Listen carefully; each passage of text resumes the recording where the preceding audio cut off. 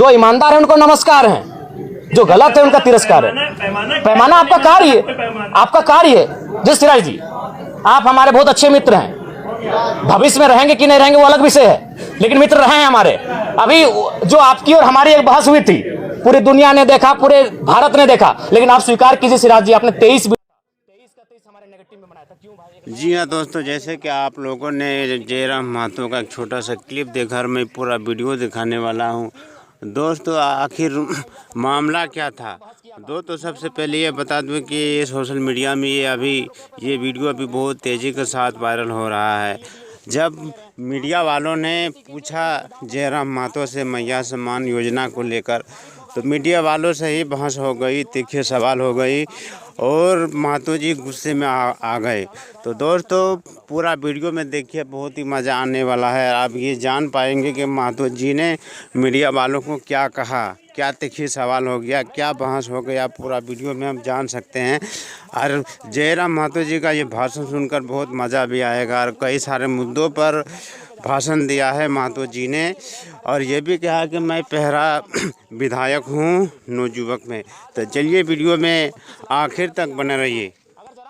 भाई एक नया लड़का जो विधायक नहीं बना है, क्या आप इस सवाल, ठीक है मीडिया है, लेकिन इतना तो किसी का सदन में लगभग 3 सत्ता पक्ष के नेताओं ने मैया सम्मान योजना पर बहुत ज्यादा बहस किया था, महिमा मंडन किया था। तो मैंने ये तर्क दिया था कि अब 2500 रुपए पे महिमा मंडन कर रहे हैं और आप सैलरी 2 लाख का ले रहे हैं, आप टीएडी 1 लाख का ले रहे हैं, तो आप भी इनको में कटौती कीजिए, इन सुविधाओं का त्याग कीजिए। आज मैं फिर कह रहा हूं कि जिस दिन ये विधेयक पारित होगा इस सदन में कि विधायक की सैलरी 2,13,000 ना होकर 60,000 होगी, एक चतुर्थ तृतीय वर्ग कर्मचारी के समान पहला विधायक का हस्ताक्षर जयराम महतो का होगा। लेकिन आप सही बोले थे कि जयराम महतो जो बोलता है सो करता है। सवाल था कि क्या जयराम महतो सरकारी सुख सुविधा नहीं लेंगे या आवेश में ये चीजें बोल रहे हैं? नहीं, आज भाषा जो है नहीं, मैं पुनः कहूंगा आज पहला विधायक हम होंगे, क्योंकि आप उस पहला बात है कि रील्स का दुनिया है, आप उसे रील्स के तर्ज पे लेके जाते हैं। मैं आज पुनः कहूंगा जिस दिन ये विधेयक पारित होगा, जिस दिन ये त्याग होगा, पहला विधायक हम होंगे।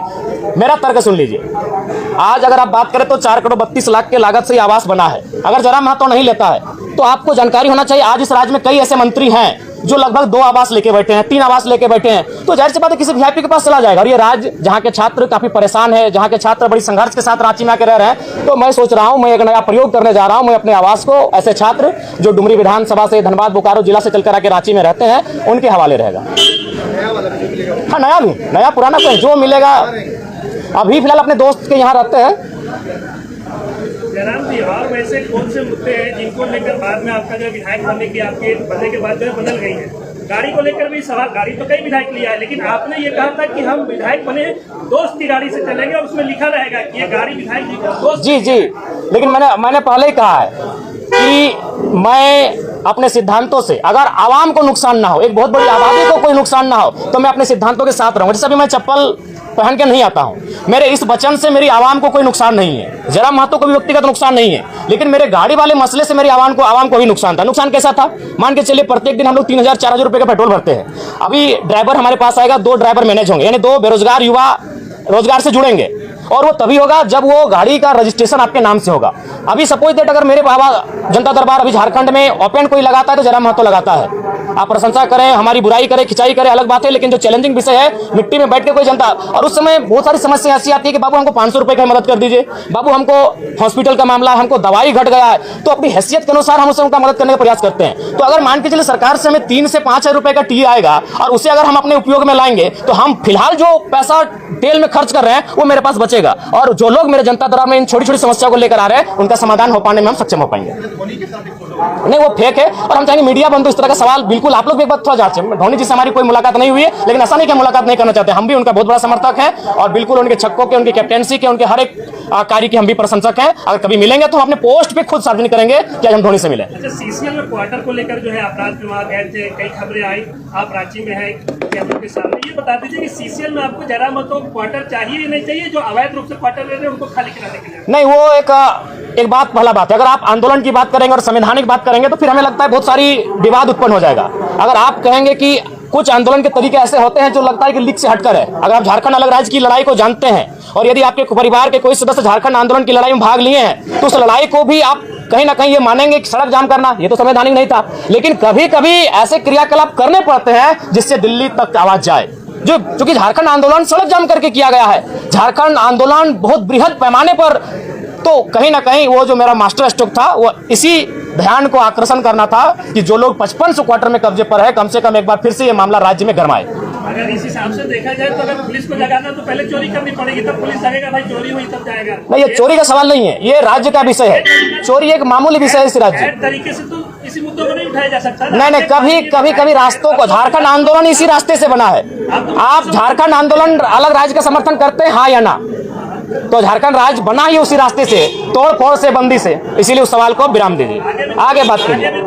देखिए, जब सीढ़ी आप खुद बोले हम समर्थन करते हैं, आप अभी 30 सेकंड पहले बोले कि हम झारखंड राज्य का समर्थन करते हैं, तो मैं बताना चाहता हूं, चूंकि मैं एक आंदोलनकारी का बेटा हूं, झारखंड राज्य सड़क जाम करके लिया गया, इसलिए इस सवाल को रखिए। अगला सवाल, वाजपेयी जी का कोई योगदान? देखिए, वाजपेयी जी अगर डायरेक्ट झारखंड राज्य दे देते, निसंदेह उनका योगदान है, कलम में उनका योगदान है, लेकिन क्रांति में झारखंडियों का योगदान है जिनका रक्त बहा है। आप विचित्र बात कर रहे हैं भाई। इसका मतलब जो लहू बहा, जो माए विधवा हो गए, उनका कोई योगदान नहीं है?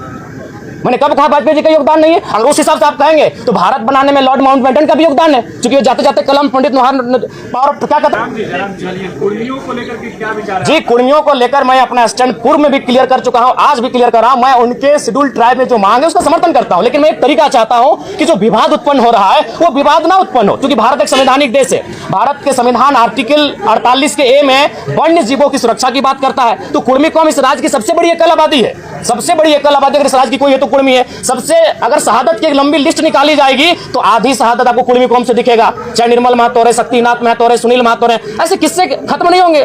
तो वो कौम जिसने इस राज्य को बनाने के लिए अपना लहू तक बहाया है, वो कौम जिसकी जमीनों पे टाटा है। अरे भाई, आज आपके कोई ना कोई रिलेटिव टाटा में जॉब करते हैं, तो जानिए वो जमीन कुर्मियों की है, चाहे टाटा घाटोर है, टाटा जमाडोबार है या टाटा सिजवार है। आप नहीं करते, आपके मौसा करते हैं, मामा करते हैं, फूफा करते हैं, वो जॉब कुर्मियों की जमीन पर है अगर आप टाटा में करते हैं। क्योंकि टाटा की 95% जमीनें जहां खनन कार्य होती है वो कुर्मियों की हैं, चाहे टाटा घाटो रामगढ़ रहे या टाटा जमाडोबा धनबाद रहे या टाटा सिजवा धनबाद रहे। तो इसलिए भैया उस कौम ने जमीनों को भी दिया है, जानों को भी दिया है, और आज अगर वो संरक्षण मांग रही है तो इसमें किसी को आपत्ति नहीं होनी चाहिए। हाँ, मैं रास्ता चाहता हूं कि जब राज्य सरकार अनुशंसा करे केंद्र को कुर्मियों को एसटी में शामिल करने का, और जब केंद्र से वो लिस्ट वापस आए तो राज्य एक काम करे, जो लोग पूर्व में शेड्यूल में है उनको वहां रहने दिया जाए, और इनके लिए एक नया column, farming tribe, agriculture tribe, एक नया ट्राइब का कॉलम लेकर आए और इनको संरक्षण दिया जाए। ये लड़ाई आरक्षण की नहीं है, ये लड़ाई संरक्षण की है। इसी सरकार में मंत्री है कमला लेकर, वो बोल रहे हैं कि आप लोग जो आदिवासियों के हक में सिरमारी करने के लिए जो है एसटी में शामिल होना नहीं, इसमें हक में उनको बोलिए इतिहास को पढ़े, अपने इतिहास को पुख्ता करे।